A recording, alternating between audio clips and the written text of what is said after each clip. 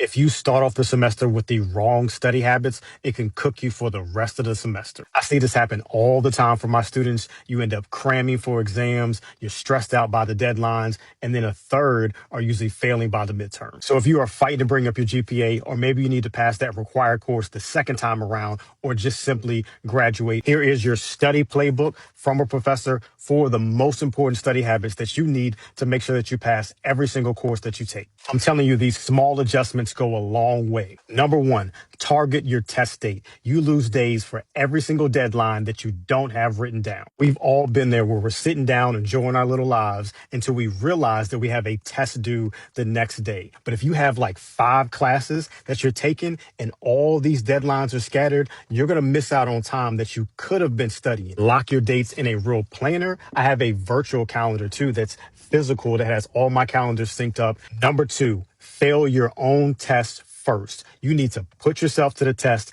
before you take the real test. And this is something that we don't like to do when we're studying. We assume that we know all the information, but then you show up to the test, you open it up, and your mind goes blank. What I would do is take flashcards, use open-ended questions. Don't do multiple choice. It's going to trigger your mind to memorize a certain set of answers. Open-ended questions are going to cause your mind to try to truly recall the information. And if you want to take it to another level, after you finish studying, you can pull out a blank piece of paper and see all the stuff that you're truly remembering. Number 3, stop studying so long. The longer it takes, the more time that you waste. I know we have this idea in our mind that if we spend all-nighters studying all day, and sometimes it does call for that. But if you take up more time and you've got multiple classes, you're not being as efficient with your studying time. So here's some tips on how to be more efficient so that you can use your time wisely and spread it out amongst all your classes. Protect a 2-hour study block that you will come back to